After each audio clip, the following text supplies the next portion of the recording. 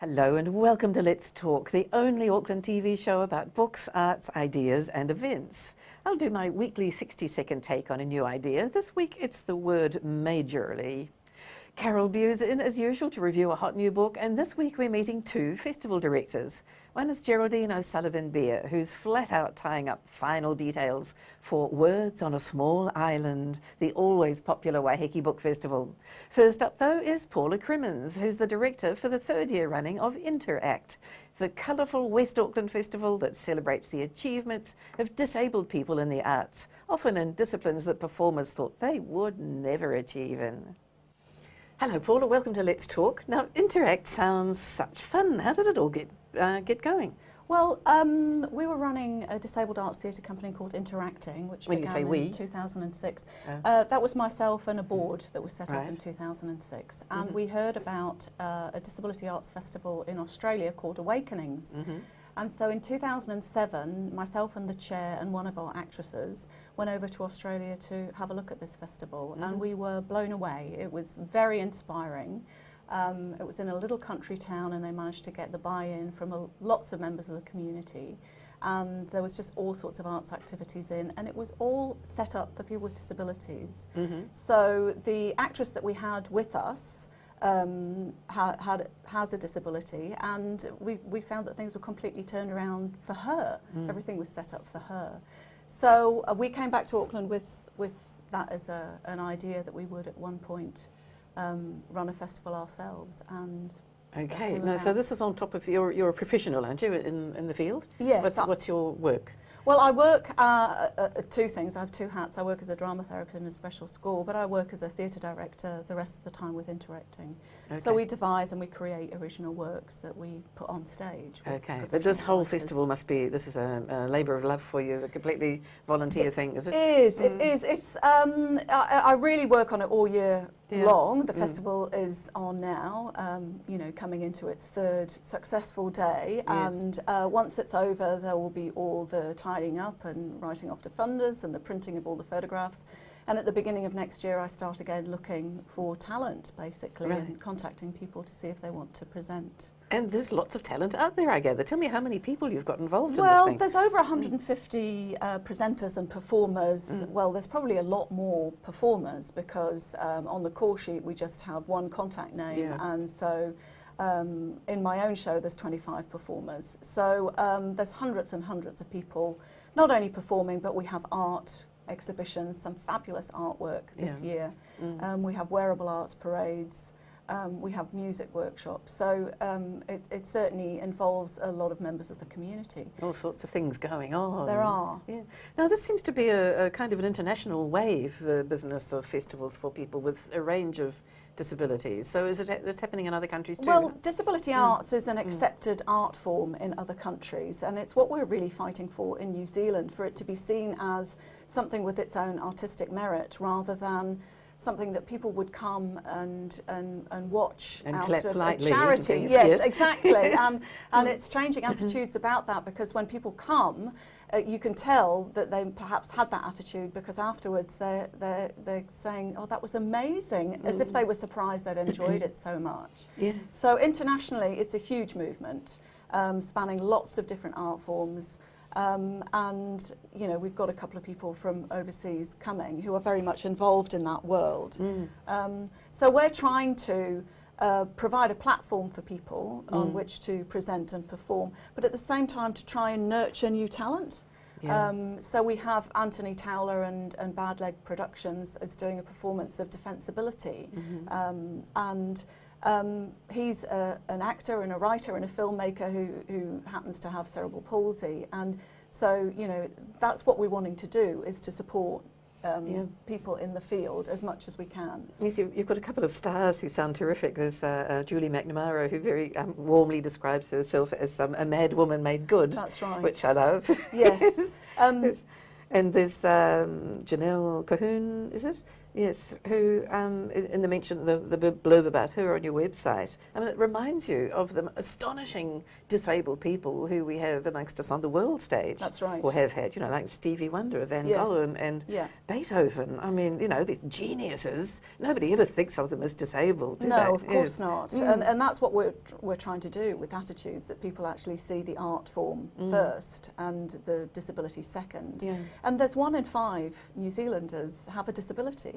So it's talk a to me massive about population. being disabled. What range of things are we talking about here? Well, I don't really know about being disabled, but Yeah. in terms of No, but disability if you were going arts, to put labels yes, on yeah, people, yeah. yes, Well, we work a lot which probably with, everybody hates being labelled, but you know what I mean. Well- so we're talking for everybody with maybe sight problems through to cerebral palsy, through to physical difficulties, Yeah. through hearing difficulties. yeah, and- people or- from the mental health community. I mean, I'm really interested in a whole range of people being involved.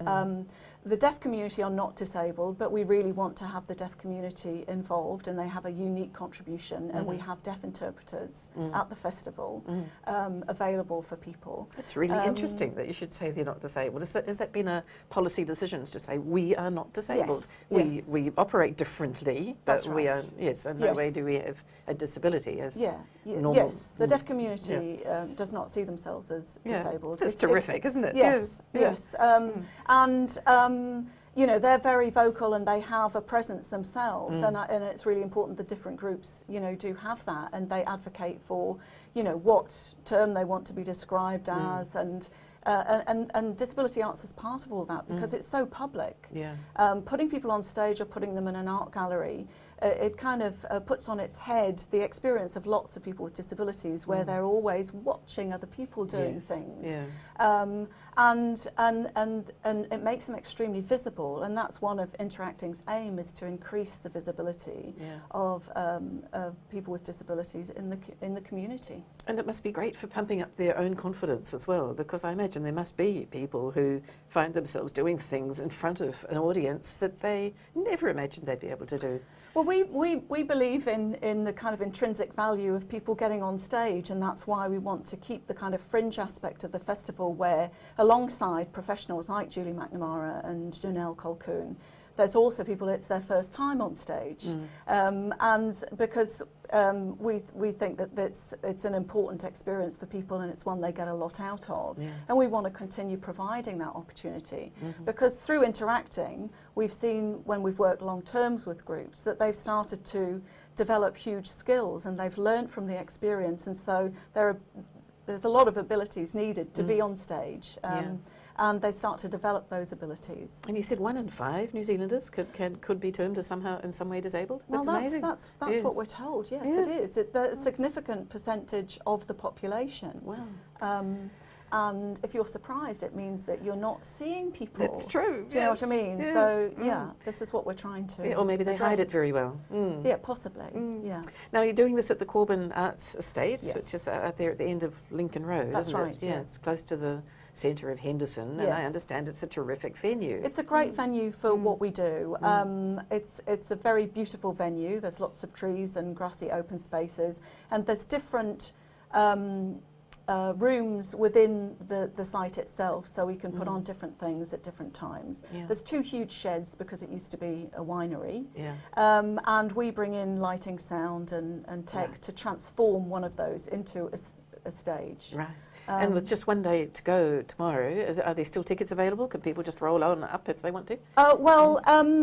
There's no tickets needed for the day programme. Right, There were tickets needed for the Thursday evening, and they Yes. were sold out 10 days before. Great, So, yes.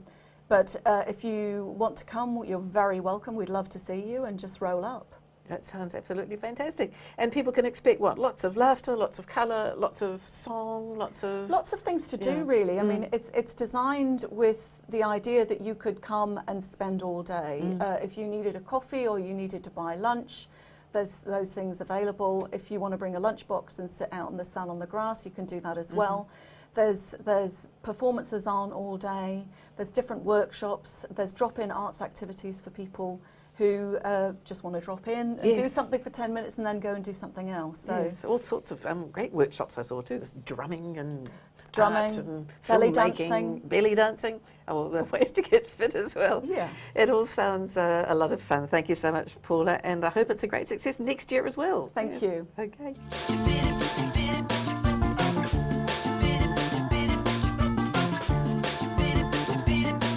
I quite like the word majorly, which seems to be getting traction as a handy adverb. No one said majorly much until fairly recently, but we all know what it means. If we're majorly annoyed, everyone knows we are extremely ticked off. Majorly has a teenage sort of ring to it, but at least one online dictionary says it first appeared in America way back around 1950. Of course, those who care about maintaining English in a pure and unchanging form hate the way things happen to words. 1 minute it's an innocent adjective minding its own business, and then all of a sudden it's an adverb. Mind you, the British played around with the major word too, as in using it to tell the difference between older and younger brothers at posh schools, so that, say, Billy Brown, age 16, was Brown Major, and 13-year-old Ben Brown was Brown Minor. And of course, you can be an army major, or major in a subject at university, which means it can also be a noun and a verb. So, given its many personalities, I reckon majorly is okay, even if purists might majorly disagree. Geraldine O'Sullivan Beere is the creative director of the much anticipated 2013 Waiheke Book Festival. It's always fun, and this year is about much more than just serious writers talking about serious books. There's also a heap of events starring photography, art, poetry and song. Can there be a better way to spend the first weekend in November? Hello Geraldine, welcome to Let's Talk. So thank you for coming over on the ferry to fill us in on the book festival, which is becoming sort of quite the thing to do, isn't it, these days? Yes, I think book festivals are really popular, and the Waiheke one is a much broader. It's not just about, I know we've got gorgeous books to show you here, Yeah. but it's not just books, but it's the spin out from books. So Yes. you've got It's more sort of a cultural festival almost, isn't yes, it? Yes, it verges into cultural. I think people Yes. like to encompass other art forms as well as part of their book event. And when one imagines going to something on Waiheke, I mean, it's hard to avoid the impression that you're going to be sitting there with a very nice glass of Waiheke wine as well, and food and everything else that goes with the Waiheke experience. Yes. We do make sure that that's included. Yeah. Absolutely, absolutely. And I like the way you call it a book festival instead of that cumbersome readers and writers or writers and readers label that everybody else struggles with. So that's good. Yes. So tell me about, well, let's start with the books. Yes, tell me about, you've brought 3 beautiful books here, so tell me about these and what's going to happen around them. Well, I think, well, first of all, I was going to say that this year we've got some superb writers, and I think what is the treasure is that this is a perfect time of year to have a book festival, because a lot of new books rolling off the press, just as we can imagine. Stuff, yes. Us that are old hands in writing, or you can just imagine those books are coming through on the end of the press right now, and certainly, so that is very exciting. So this year we do have some outstanding presenters and authors. Waiheke will be talking with John Barnett on Sunday at Mudbrick, and that is going to be a startlingly moving, challenging. I'm sure their talk will go through the whole gambit, and it will be very inspiring. And that's about bringing New Zealand stories to fruition, both on page and on film, I gather. Yes, I think Waiheke actually, in his book, The White Lies, which has come out to accompany the film this year, did actually in the inscription say a thank you to John Barnett for putting New Zealand stories on screen. Yeah. So the two of them have because he's South Pacific Pictures, of course, and a man responsible for all sorts of wonderful stories, yes. Films. But both of those gentlemen I know are both terrific speakers, and they're warm and engaging, and so people are going to love them. They are. Yes. And so who else? Not a book that I brought here today, but the two, on Saturday we have the duo, very talented duo, mother and daughter duo, Xanthi White, the outstanding greenie landscaper, who's just back from Japan and the World Gardening Cup, and her mother, Judith White, novelist and also very interesting writer. So they will be a very talented duo. Right. Followed by Emily Perkins and Finlay MacDonald. Right. Yes. I think kind of Saturday is often a little bit of meat. People did ask for more novelists last year, so I felt there we have two, Judith White and Emily Perkins. Yes, and Emily, of course, is really well known. In her latest book, The Forests, came out to huge acclaim, so people will be really intrigued to hear about her. Yes. Or hear from her. Yes. And as I said, luckily the new books come out. So later on. So then you've got this gorgeous thing as a new book, Coast, by Bruce Ainsley, with photography by Jane Ussher, who for so many years was the stalwart photographer at The Listener and has now spreads her talents further abroad. Fantastic photographer, isn't she? I think that's why they've probably partnered up, because Bruce was a stalwart of their writing and journalism. You know, he was a journalist at The Listener. But this is a book, you know, Coast is actually going to launch at the festival on Saturday at 4 o'clock in a barn. And we will put in nautical type things like old dinghies, I hope, if I can find them, and oars to decorate the barn. You'd better hurry, there ain't much time left. But exquisite photography by Jane Ussher, and so it's really going to be one of those books that people will love to have. Yeah, beautiful coffee table book by Random House. Yes. And what about this one, Dark Sparring? Yes. Dark Sparring is by Selena Tusitala Marsh, who's actually a very exuberant and exotic Pacific poet. Actually resides on Waiheke, and at this minute she's just flying back from Hawaii, where she's performed for the University of Hawaii. She's one of the first Pacific women to get a PhD in English, and she is at Auckland University at the moment. I had a quick flip into that before we started the camera rolling, and it's got some beautiful poetry in it. Yes. Her thing is that she takes poetry out of the conventional space, and the photographs which accompany this book, I don't know that there are any here, are actually of her all dressed in kickboxing outfits. Yes. Yeah. So she promises to she's be into strong good poetry and martial arts. Excellent. And she's also about 6 foot tall with hair like all out here. I know I come up to about, you know, lower than her shoulders, so I have to stand on a ladder if I'm going to stand beside Selena that day. And the other new book, which is also hot off the press, which will be it's actually, I think it's officially launching this Friday. So we're just 1 week later. Marty is going to be talking on Friday night at the Waiheke. The wonderful Marty Friedlander, absolutely iconic person on the New Zealand photography and art scene, isn't she? Yes. An exhibition. With her book, and it's called Self-Portrait.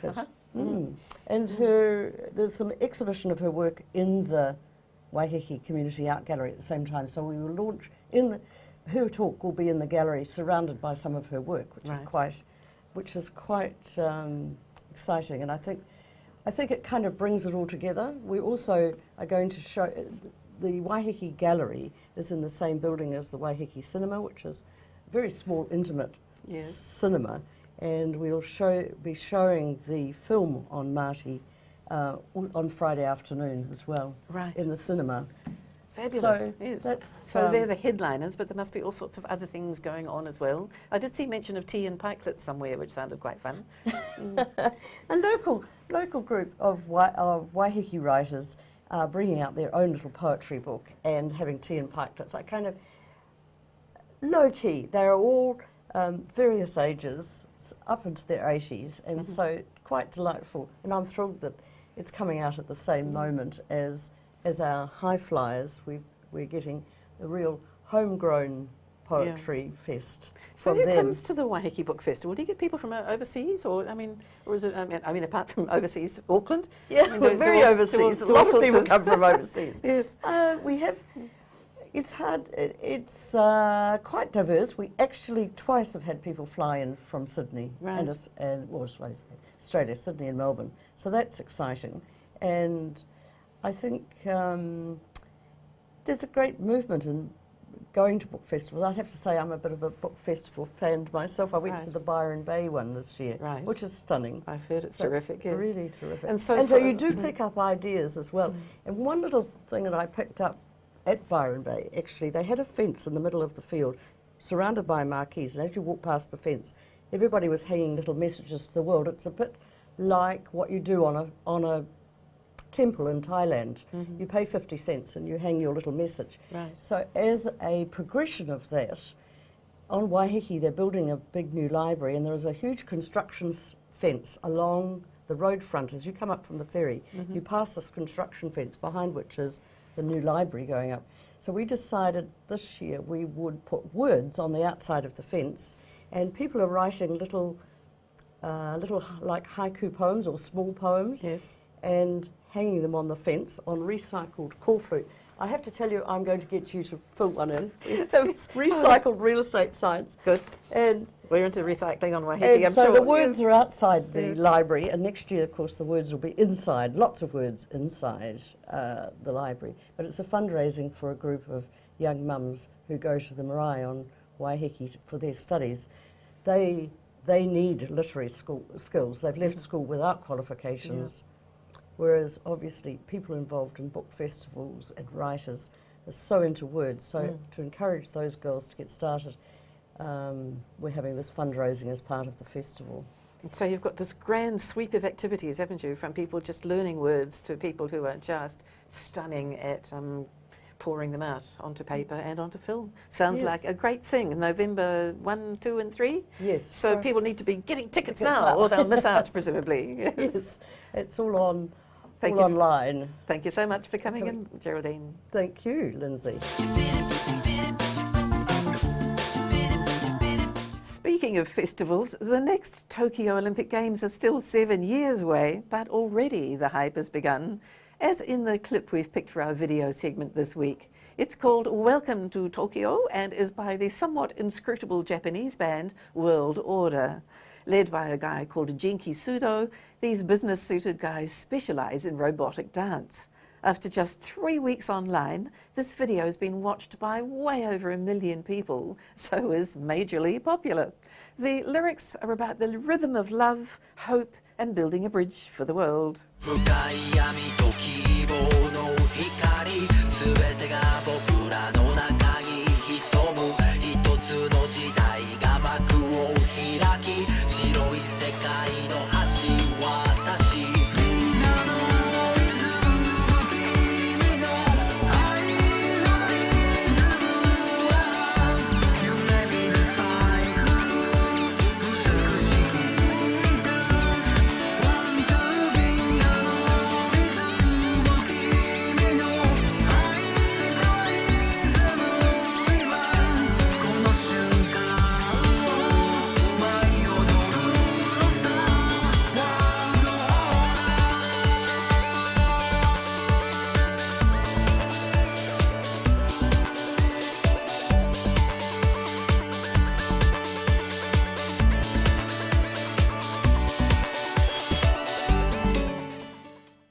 Because that video is quite long, we've shown you only a little bit of it. To see the whole thing, look on YouTube for World Order, Welcome to Tokyo.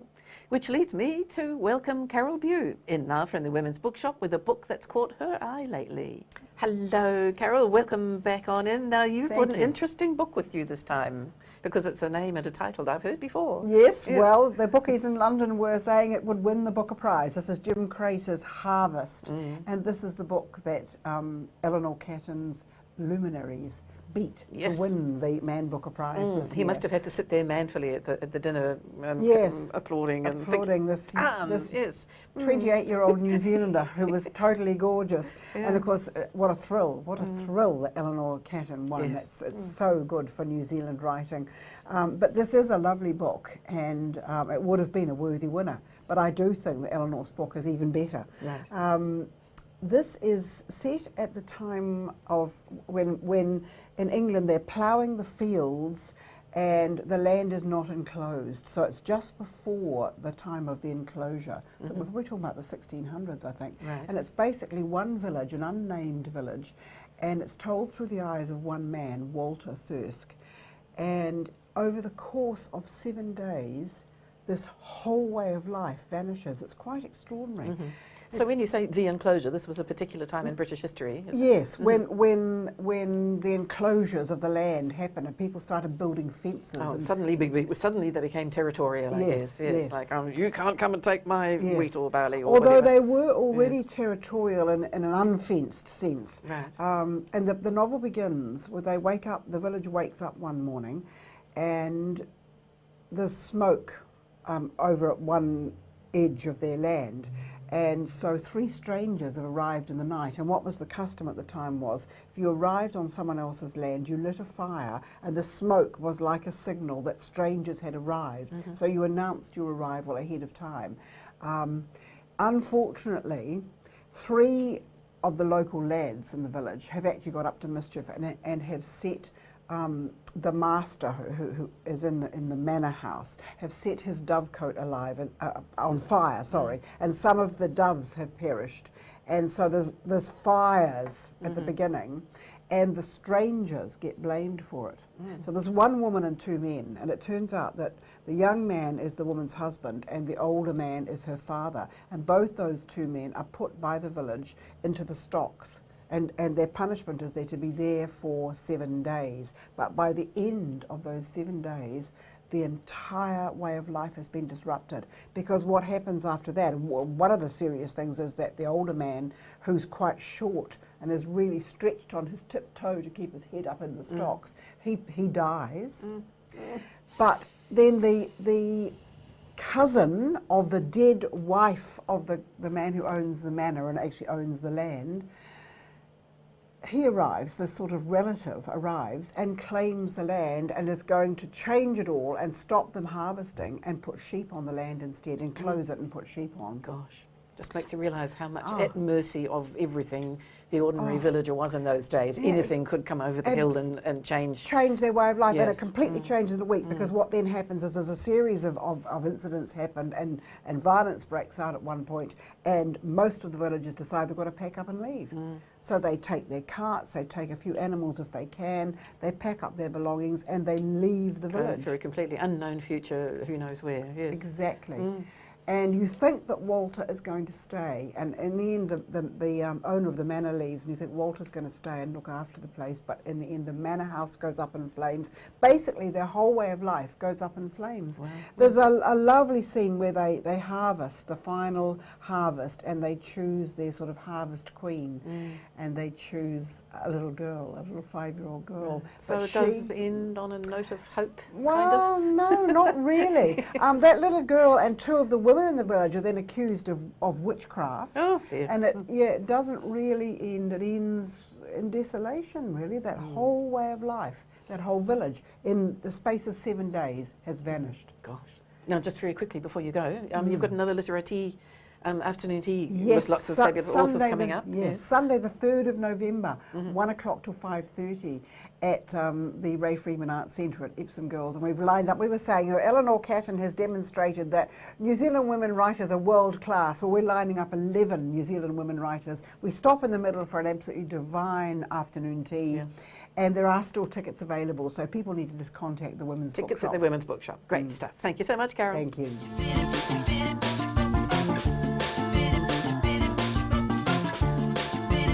Thanks for watching, and do check out our Facebook page for more about the show. Next week, we're meeting Dean Brettschneider, not just a top baking expert, but also a really successful entrepreneurial businessman who's succeeded in making the residents of Asian cities hanker for European cakes and pastries.